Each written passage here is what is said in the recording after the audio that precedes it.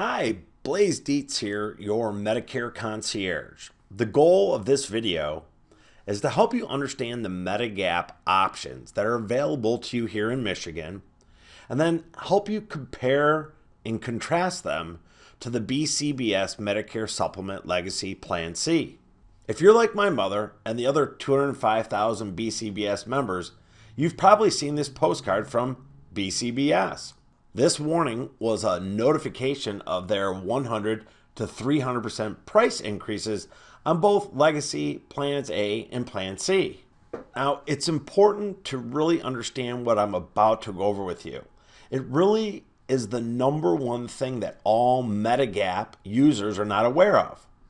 It is so critical that you really let it sink in, what I'm about to review with you right now. Okay, let's read this together from the Medicare Handbook. Your Medicare Handbook should be in your mailbox by now, and you'll find this language on pages 81 through 83 in the 2017 Handbook. But let's go through this real quickly, okay? Here's the most important part.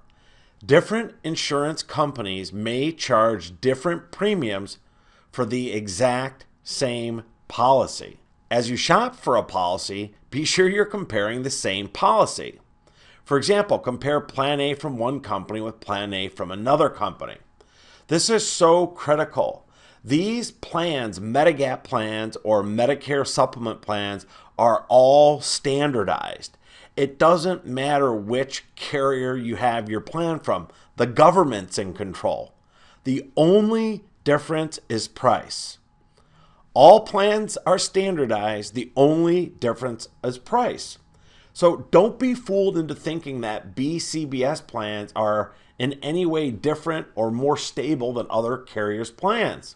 The federal government sets the rules and standardizes everything for all Medigap plans. The only difference is price. Now, if you don't care about saving a lot of money and want to stick with BCBS for some reason that escapes me, you can stop the video here and save yourself some time. This is about showing you your options, plan options and price options. Okay, so you may want to pause the video right here and go grab a notebook. You're probably going to have some questions. Whenever I review this with my clients, they always have a lot of great follow-up questions. Okay, so let's take a look at one of the smartest alternatives to Plan A or Plan C. And we're going to go over this. And there's lots of A-plus carriers. Aetna, Transamerica, United Healthcare, lots of carriers competing for your business here in Michigan. Now, Plan G is currently one of my top two favorite plans because it provides the best coverage and value for your money when compared to the BCBS Plan C Legacy. Really, especially when you see those massive price increases. Okay, so let's look at this on the screen here. Okay, this is the column, this is Plan C, and this is Plan G. And these are the benefits here, and they're the same in 2016, and I've got the 2017 copay updated. But, okay, so, Part A, Part B, both of them, deductibles, coinsurance, exactly the same, except for the Part B deductible. Plan C, there is no deductible, okay? On Plan G, in 2017, the deductible is $204. We're going to get into the mathematics of this in a minute. Plan B, you are responsible for excess charges. Plan G covers excess charges. It's really not that big of a deal, but again, Plan G provides extra coverage in this area. Blood, emergency travel plans, hospice, preventative care, and skilled nursing. They're the exact same. So the only difference is Plan G, okay, covers excess charges right here. And Plan G has a $204 deductible. This is really critical to letting, again, the math guide us. One of the most popular plans available today that Michigan residents are choosing is Medicare Supplement Plan G. Plan G offers outstanding coverage without having to pay the expensive new premiums associated with your Legacy Plan C. In fact, Plan G premiums are always less than the BCBS Plan C, even when you factor in the one difference, the mandatory Part B deductible that we just went over.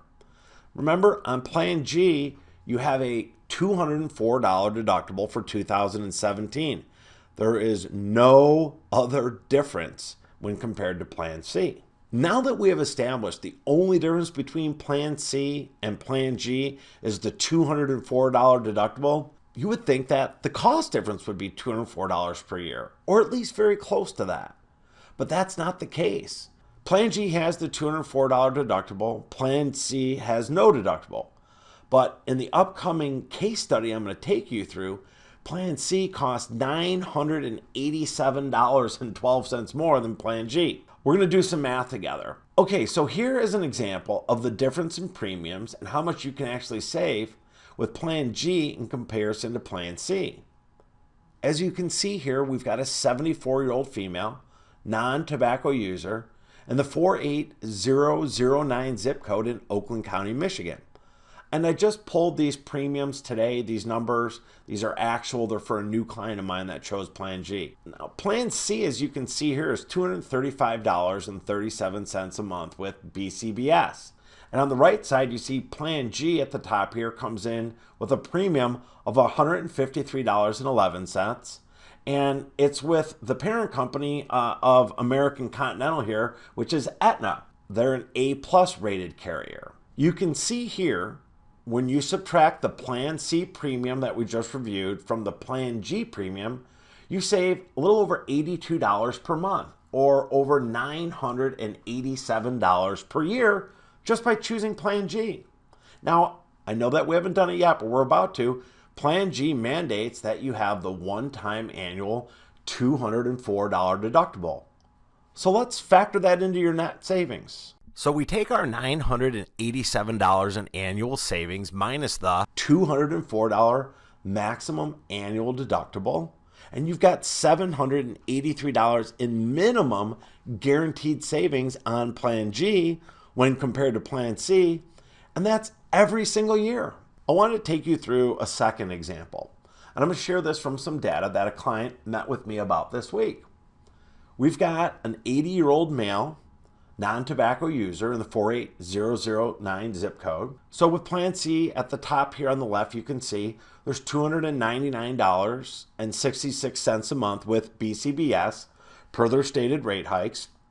And Plan G comes in at $198.94 with Aetna again. When you take the Plan C premium and minus the Plan G premium, you come up with just over $100 in monthly savings and over $1,200 in annualized savings, $1,208.64 less per year for premiums on Plan G. But again, Plan G mandates that you pay that $204 deductible. So let's let the math guide us.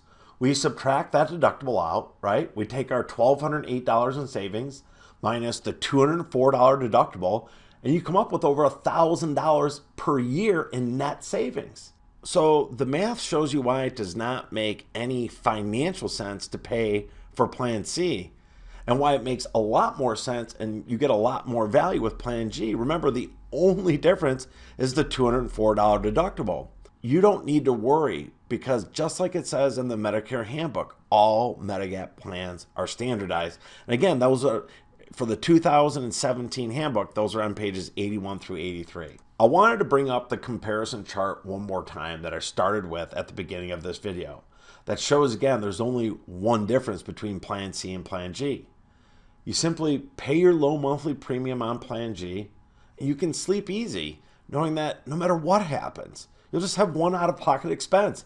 It's the deductible of $204, no other bills. Medicare Supplement Plan G has great coverage and a relatively low fixed premium, which makes it very easy to budget for. This peace of mind, combined with guaranteed renewability regardless of any medical condition that may arise in the future, puts you in control.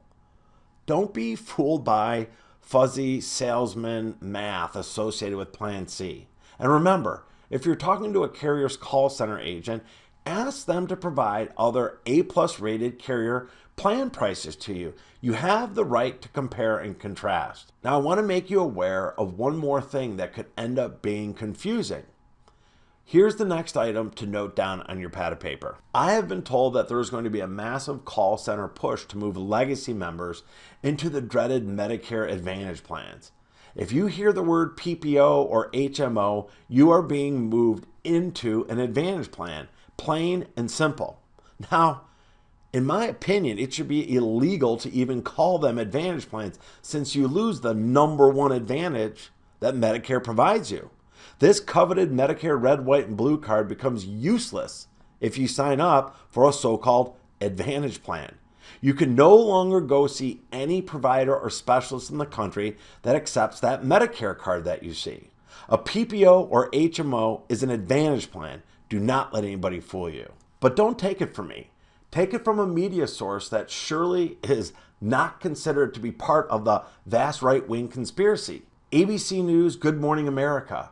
Please watch this segment, which reveals exactly how Medicare Advantage plans work when you are in most need of help. Good. But first, for all the politicking going on in Iowa, one of the most important issues on the table is getting little attention. Senior citizens in Iowa and all around the country are being bombarded with pitches for something called Medicare Advantage. Now, this is a privately run, controversial alternative to traditional Medicare. It promises big savings and better benefits, but there are serious concerns, which we learned through one woman's experience in our latest installment of GMA Gets Answers. I don't like staying in the bed. For a fiercely independent woman like 77-year-old Angela Dispenza, being stuck here is unbearable. I don't want to be here. I got a house to take care of, bills. But over the summer, this usually active widow from Queens, New York, slipped and fell. Instead of tending her garden or walking to Mass, Angela lay in bed, writhing in pain. She was rushed to the emergency room at Jamaica Hospital. She had a fracture in her back. Broken back? Yes. No question. No question. But when hospital staff asked Angela's insurance company, Oxford, to admit her, the company said no. Did you tell the woman from the HMO that she had a broken back? Yes. And what was their response? That she's not for admission, that she did not need to be in the hospital. Usually when seniors visit a hospital, they're treated immediately as part of Medicare. But Angela isn't enrolled in traditional Medicare. Like more than 8 million other seniors, she opted for an alternative program called Medicare Advantage, run by insurance companies. David Rosen is Jamaica Hospital's CEO. He says the program is shortchanging seniors like Angela. We see frequent evidence of denial of care that would have been a no-brainer under the conventional Medicare program. And government audits show the problems are widespread. Backlogs of patient complaints, improperly denied claims, and unethical marketing practices. In Angela's case, Oxford denied a series of requests by Jamaica's staff, including rehabilitation in the hospital. Doctors said it was Angela's best chance to walk again, but Oxford said inpatient rehab was not medically necessary. Unusual thing to request in a situation like this, rehabilitation? Of course not. We had basically begged them, give us a week. Try her for a week. If she doesn't work for a week, then what are you going to do? You're not going to pay us anyway. We're going to be in the same boat we're in right now. Just try her for a week. No. No. No. Surprised by what the HMO said? Stunned. Critics like Rosen say denying care for Medicare Advantage patients isn't good medicine, but it is good business for insurance companies. They're making a lot of money. Last year, Oxford's parent company, United Healthcare, made more than $4 billion. Some of that profit came from you, because Oxford and other companies are paid by Washington to run Medicare Advantage, even though government reports show it can cost as much as 20% more than the traditional program. Despite the higher price tag, critics say for some patients it's hard to see the advantage. In Angela's case, rather than keeping her in the hospital for rehab, Oxford sent her home in the back of an ambulance. She said, well, I guess I'm just going to stay in my bed then and die. A week later, she was back at Jamaica Hospital with bed sores. That's when we met Angela. What would you say to the insurance company? How dare you do these things to me? I was paying every year. I never failed to pay. That's why they took me in. And now you just want to get out back, of here. get up and get home? Yes, But on your own 2 feet? exactly. We asked Oxford United Healthcare to sit down with us on camera, but the company declined. And like many other times when we've tried to get answers, we were directed to the insurance industry's trade group and its spokesperson, Susan Pisano. One thing you get if you join a Medicare Advantage plan is better benefits.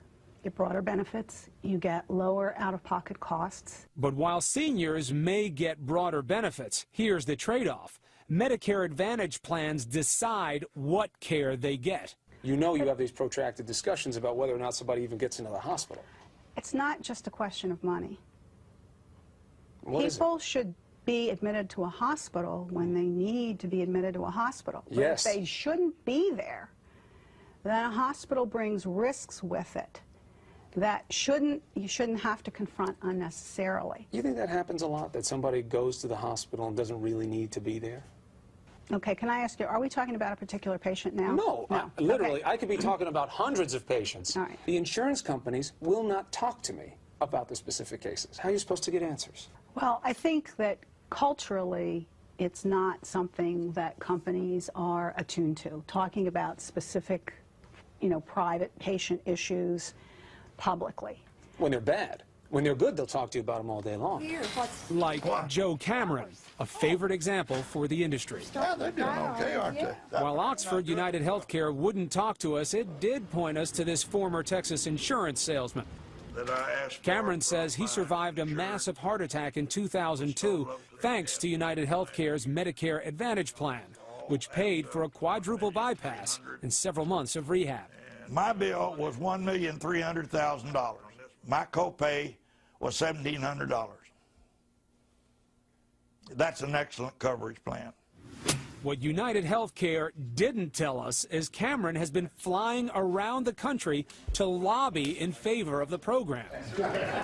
And Cameron says the insurance companies paid his travel expenses, including United Healthcare, the same company that sent Angela Dispenza a denial of coverage letter while she was still lying in Jamaica Hospital. Your name, your identification number. Now, that letter said Angela could appeal the decision. So with her permission, GMA did just that. And a month later, we got a response. The letter didn't say if Oxford was wrong to deny Angela's care or even who would pay her bills, but it did say that the issue was not for Angela, that it was between Oxford and Jamaica Hospital. Yeah. Lucky for Angela, Jamaica Hospital gave her inpatient rehab, providing the same treatment Oxford called not medically necessary. Lock the news. And look at her now. Angela is back on her feet, walking, and she can't wait to go home. I'll be dancing. I'll be dancing. She will be dancing, and she's beautiful. Again, Angela was lucky here because she got the rehabilitation, and the insurance company said she won't be billed for it. But Jamaica Hospital says it still hasn't been paid by Oxford and doesn't think it will be. In fact, the hospital's parent company is suing Oxford in federal court over issues just like this one. And Kate, we talk to a lot of experts who say patients aren't as lucky as Angela very often, that they get turned away by the hospital, and that this is something people have to think about. Let's point out what the difference is in Angela's case. That letterhead from ABC News. Maybe. This hospital, to be frank, Jamaica Hospital is lobbying very actively on her behalf. But So it could be partly that, too. It could. But we like to get involved in these things because you see someone like Angela, and it takes your heart, and it hurts it because but you you want to wonder see her how get many best other care. patients out there could That's use right. a letter from someone like you That's exactly, to go after that's the exactly system. right. And that's why we do the stories, because the more people know about it, the more we pay attention, the more people there are to help people like Angela. It's time now for the weather. Let's go to Sam Champion, who is at the beautiful New York Botanical. Wow, right? Now, the sad thing is once you have a major medical issue or a significant medical issue, you can never get that red, white, and blue card back again. You can never get a Medicare Supplement Plan or Medigap plan. You are forever banned from doing that. So be very, very, very careful before you think you're going to save money by choosing an Advantage plan. So what happened to the Legacy plan? BCBS had a subsidy that has gone forever. This subsidy artificially suppressed their Medicare Supplement Plan prices. But again, those days are gone forever. Number two, it's easy to talk existing clients into sticking with it because it's familiar. That's why Plan C is so popular and why some people will not let the numbers guide them. Number 3, some agents are just lazy and they don't want to do the research and they want to make a quick sale.